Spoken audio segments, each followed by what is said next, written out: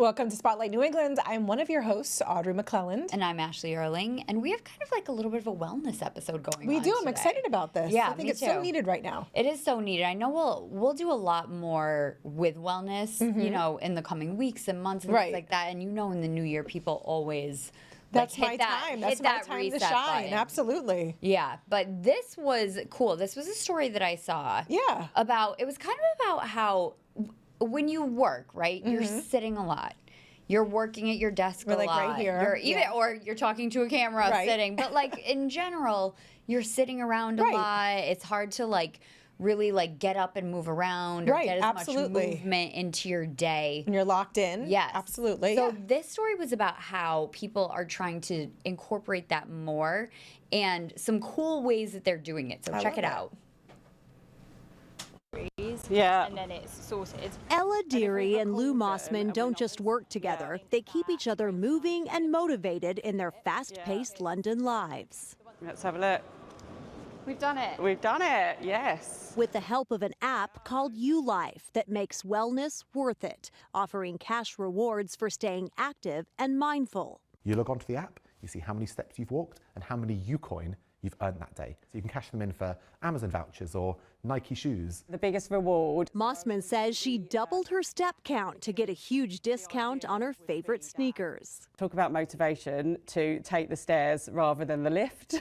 It's not all about movement. Training the mind pays off too. Sitting down with a cup of tea and doing my Sudoku. I'm a real nerd. Health experts say downtime makes a difference, especially when 66% of U.S. workers say they're feeling some level of burnout this year. YouLife's founders say healthy habits help both people and profits. The company is funding it, the insurance company is funding it, everyone wins, and the individual is happy and healthier as a result. It was brilliant timing. For Mossman, the biggest reward goes far beyond work to her 6-year-old son, Jacob. Finding a better work-life balance helps her keep up with him. That's very interesting. I like that. Your eyes lit up. Well, let me see. Walk for discounts. Walk for free things. So that's what like be walking all over this office. Intrigued me because I'm sure there's thousands of apps that track your steps. Okay, but that's very smart. But this rewards you for it. They said you could use it for. I don't know how they figure out who they partner with, but they did mention Amazon and they mentioned Nike, which like know if you're trying to get a little extra money for a slush fund. There's nothing wrong with that. There's nothing wrong with that. Maybe something you want to purchase. I'll walk online. for a buddy. But I thought it was, a good idea because it is hard, around here, and I'm sure most office places, it is hard to really get up and move around a lot. It definitely is. And I think, too, see, when we lived in New York, I could leave work and I would be 50 blocks from my apartment. Yeah. So I could walk. So I'd get my workout in. But when I moved back here, I did notice that immediately. And I work from home. So you can really get, you could be on the couch for hours and hours and hours without getting up and actually walking around. And you would have to force yourself to get out and walk. You would have to force yourself. Right. There's no actual reason to do it. Right, absolutely. I remember, so my husband, we knew each other at this time. So when I moved back, my husband was trying to lose weight. And I remember the local YMCA, it was really a time before apps. I mean, we're talking like the early 2000s when we kind of moved back. And I remember they were giving at the YMCA, it was like a $500 prize. Wow. And you basically, it was like by body fat. So they did it because everyone's body's different. Right. But I remember he won because of the money. And that was the motivation. It's the main motivation. But he ended up losing like 80 pounds. Yeah. Oh my gosh. That's why I was wondering. I'm like, do we know each other then? Because it literally it transformed. He literally metamorphosed into somebody else. That's amazing. But it was because he had worked in New York City. He worked very crazy hours. Yeah. He just was literally stagnant all day, and he gained all that weight when we lived there. Whereas I had like normal hours and could like walk a lot. Yeah. So the incentive. If you find the right incentive, it is there. I remember when back when I worked out a little more frequently than I currently do, the gym I was going to had a challenge to lose. Did you join it? Of course I did. I came in second. Of course you did. I don't even remember what the just need prize a was. little I think it was motivation. just bragging rights, actually. I don't even think you may have gotten like a free package to the gym that we were at or something like that. But still. And I was like, I was dialed in. Sometimes you just need a little motivation. Yeah. Sometimes you just need a free or like a discount on Amazon. Yeah, sometimes That's all you you just need. need If I knew Amazon that. discount. But it is funny because I do think about like, okay, I should get up and walk around here sometimes, but like there's no good like space. No, she's usually wrapped in a blanket. I am wrapped in a with blanket. With a space heater. With a space heater on her feet. Under my desk. It is like I live in a cocoon in my office. And I always walk to your office. Yeah. So I'm Wait, at least because getting, I don't leave I'm at least it. getting a workout. No, in. because I love You never it. come over to. No, I because always go to yours. I have the whole Yeah, office. you do. She I has don't a leave window. it. I should have a She's bed like a under window. there. I just live in Yeah, there. you're very lucky. It's like a studio apartment in New York City. It was the No? size. It is like the size of my first apartment. It's It amazing. is. It's great. I See? love it. But yeah, maybe we should look into that app. I really do. I like that. I might download it today and What's the let you worst know thing tomorrow. that could happen? Nothing. We're gonna like. I wonder if it counts if you walk on the treadmill as well. Like You if gotta- you, because you know how you'll work out with Maddie Magiacomo. I love Maddie. Yeah. On Peloton. Yeah. So imagine if I had that, Maddie, and a Like discount. that's like a It's double, like a double. double That's win. Double win. I love it. Well, we have much more wellness coming up on today's episode, so stick around. We'll be back in just a couple minutes. Well, this time of year can be a little challenging sometimes when that daylight hours start to be less and less. So we're going to get some tips today on how to deal with all of that during these season changes. And we have Dr. Linda Carpenter. She's the director of Butler TMS Clinic, and she is here with tips for us today. Thanks for joining us. Thank you for having me. We're excited to have you. You know, we just had that time change, Yeah. which this one I feel like is not maybe quite as bad in some ways because you gain an hour, but you're still losing all that daylight, which is also draining. Yeah, and even though you're gaining an hour, the change in circadian rhythms really can mess up the biological clock, and that can put people at risk for developing, seasonal affective disorder. Right. Yeah. Absolutely. So this is the time where we really start to see as daylight is shrinking, and you're getting less and less exposure. Maybe it hasn't been so bad this year because it's been sunny. Yeah. That's that true. really helps. And when you get outside and get more exposure to the sun, you're outside exercising. It's better. Then you're less likely to get seasonal affective disorder if you're getting outside. I remember this. When I was in college, my roommate was from Malibu, California, and she went home for Thanksgiving, and she came home, and she became like very, I don't want to say depressed, but very down. And she'd just been home, and it was, California and a little bit of a different vibe. And I remember her saying to me, and this was, gosh, over 25 years ago, but she's like, one of my doctors said that I should go and get it like the light in my in our dorm room. Yeah. And I remember thinking, what? Like, is this a California crazy? Right, thing? right. In my head, because she had UGG boots before Uggs. I'm like, this is another. They're always California ahead thing. of us. Right. But it helped her dramatically. Yeah. So what is the science behind that? Yeah, so light comes into your brain through your eyes in the retina, and that's where it translates to electrical impulses and chemical impulses that regulate your biological clock, right? So when we have less and less light, the brain changes in ways that can put people into a depression, symptoms of depression. So when you have a light box, a phototherapy box with the right kind of wavelength that simulates sunlight, then that light can get into your eyes and into your brain and give your brain some of the signals that it needs to reduce the symptoms of seasonal affective disorder. It's unbelievable. And it goes on for so long. We're just starting to get into this time period now. And it hasn't been too bad yet because it's still new and you're kind of like, oh, I can deal with it. But even Monday, because Monday wasn't all that nice out. It was like a little bit rainy. I was so drained on Monday. Yeah.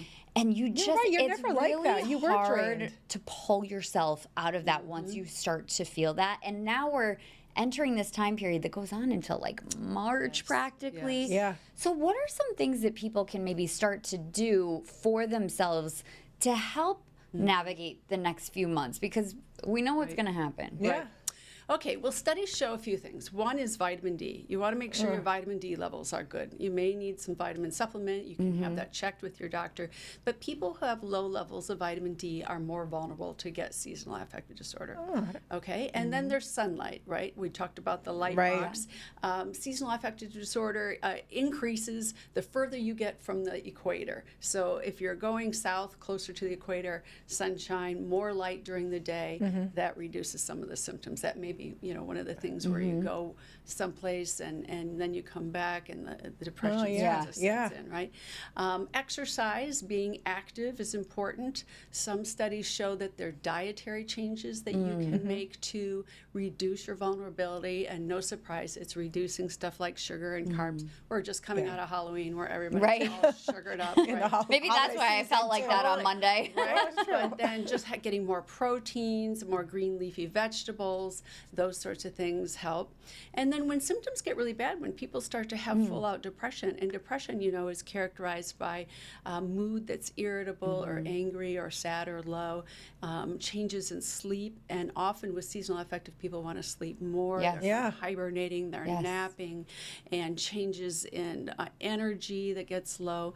But when people start to have things like anxiety and problems with thinking and concentration, there are therapies that can help, right? So like cognitive behavior therapy can help. That's a specific type of therapy. And then there are other pharmacological treatments. People can get treatment with antidepressant medications. Those will often be helpful. And then there's some non-pharmacological treatments. We have some treatments when depression gets quite severe, things like transcranial magnetic stimulation, which is not a drug, where you're pulsing magnetic energy into your brain. And then we have research studies. There's all sorts of new things that are being investigated, including new strategies like neurofeedback, where you learn to train your brain to get out of negative thinking patterns. But really, when it gets very severe, and it can get, I know with your friend you talked about, she came back and someone told her she needed light. But when those sorts of, home-based treatments aren't working, then it's really time to get help, because the depression can become significant, and when depression is severe, people can get to the point of feeling hopeless or suicidal and give up on life. And going along with that, how long would one wait? Because even just going back to my friend, within a few weeks, she kind of felt kind of back to normal again. It was like, okay, I can get through this type of thing. But at what point, how long would you let it go, in your opinion? Well, when you start to get symptoms that persist every day for more than 2 weeks, and they're starting to impair your ability to function, like if your friend couldn't get to class or couldn't function well in school, you can't do your work, then it's time to seek help. Right. Because then the level of treatments might not be just exercise, although those things help, exercise, socialization, diet. Then you might need to get into something like phototherapy and even medications or other sorts of treatments. Right. Now with the phototherapy, not every kind of light works. You have to get a light box that has what we call 10,000 lux, the wavelength, right? And then you have to use it a certain way. You don't want to just stare right into it, but you want to use it in the morning. You don't want to use light box too close to bedtime, because it can keep you. That's a good point. Okay, stimulate. You want to think about that. That's very true. Yeah, so you want to, and it's sort of like the stuff that happens with screens. Too much of that bright light at night can activate. Where that stimulates. And then it make it hard to fall asleep. Yeah, because you're trying to regulate your sleep pattern. We want those circadian rhythms to be back to normal again, even though we've lost an hour or gained an hour. Right. You want to get back into a pattern. And so being active during the day when you're tired at night, and kind of managing the same time that you go to bed. I tell my patients to open up their curtains or their shades in the room so the sunlight wakes them up. Yes. Oh, that's a great idea. You want the sunlight to come into your eyes at every opportunity that you and get. those what are those called? Have you seen the alarm clocks that do? Do those work as well, or is that more of like not so much. Like I always thought those look cool. Use the curtains, Ashley. Oh, I don't even have curtains in my room. I love the sunrise. I'm like a morning person. I struggle more in the evening now that it's dark. As soon as it gets dark out, I'm like, that's it. I want to be in my house. Yeah. I want to be, like you said, just kind of cuddled up, like into your blankets. Not leaving the house. But it sounds like you really kind of just have to fight it and try to get past it even though you don't want to. Yes. You push yourself to be social at the time where you want to go home and cuddle up and be a cocoon. You know? Structure your exercise during those times of day, structure your socialization. You can put something in your routine. You can use light therapy later in the afternoon as well. And even if it's just bouncing around the room and you're not staring at it, you'll get some of those photons into your brain. Yeah. And that can help just, watch that it's not too late into the evening. Yeah. And what about for kids? Sorry, just, would it be this, I know we talked about like exercise and like watching that, like, would you recommend the same things for children as well? Yeah. Getting into a routine, being close to sunlight when the sunlight's available, and all of those sort of same things, sort of managing the carbs, managing the socialization, the exercise. But of course, kids can get really depressed too. And we have to watch for that and listen to what they're saying. And that's a good point. Kids are harder to interpret because if they're getting hopeless or irritable, it can be interpreted as just, this is teenage stuff, this is adolescent stuff. Right. But, depression can be lethal, and we really have to be attending to when kids are withdrawing, when they're, there's a change in their performance at school or change in their interest in things that they used to enjoy. Those are really important. Yeah, because I've seen the sleep patterns even for my kids in the last few days have been all over the place, especially for my high schooler who kind of has crazy hours anyway with studying and in his sports. And I keep saying to him, Henry, you have to get yourself back onto like a routine here. That's right. So, can you tell us a little bit more about the resources available at Butler? Maybe if people are kind of starting to think like, maybe I do need to take this to somebody who can help me with this. Absolutely. So, if symptoms persist and you notice that yourself or somebody else is struggling with distress, anxiety, difficulty getting through their daily activities, when you come to a place like Butler, you'll talk to a clinician that asks you some questions about yourself, and they can provide some guidance for, lifestyle sorts of interventions, but they can also help you with talking therapy, cognitive behavior therapy, which will help with negative thinking, and you can get somebody who will prescribe medications if indicated, and they can follow you there. So there are programs for patients you would go as an outpatient, or if things are much more severe, there are day hospital programs where you go from like 9 to 3 o'clock every day, and you have group therapy and interact with clinicians to get medication or whatever you need.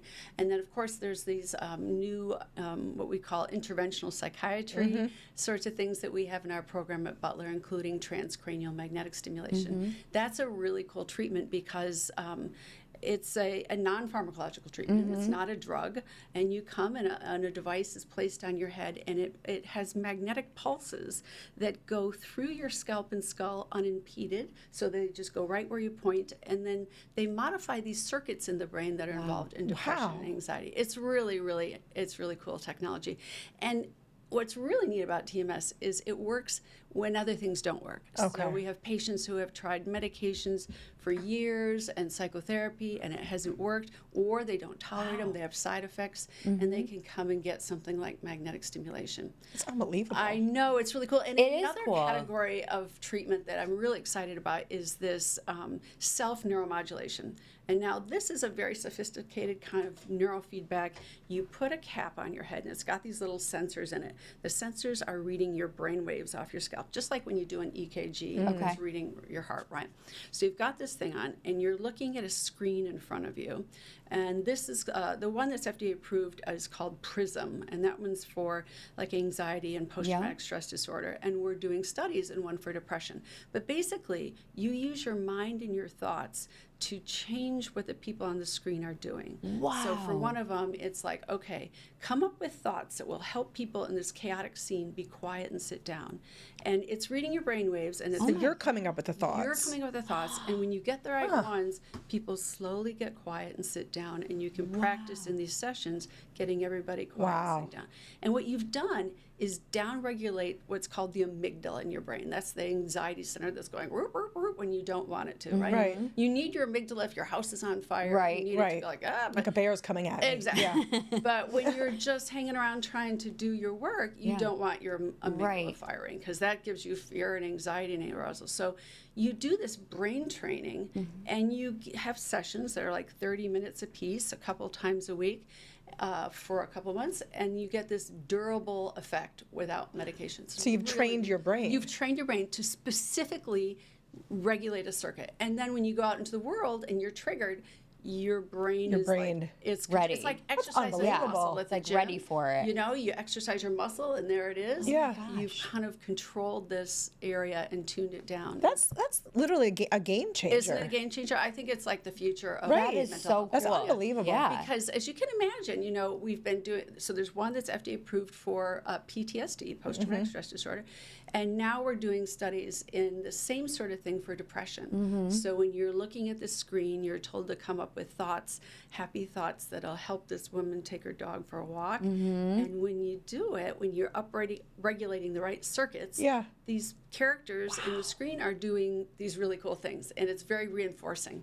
That sounds fascinating. like made up. That is so really cool. Yeah. It's really fun. I love that. Unbelievable. Thank you so much for coming in today Yeah, my and pleasure. sharing with and shedding some light, if you I know, will. it's unbelievable. Yeah, shed the light. Right? Shed the Literally. light. Shed the light. No, that was very helpful. Thank you. And we will have much more coming up right after this quick break. All right, welcome back to Spotlight New England. We can't get over that last That segment. was so fascinating interesting to us, I mean, we're right? completely switching gears now, I know but we completely are. but that was really interesting. Like, we want to like go try it.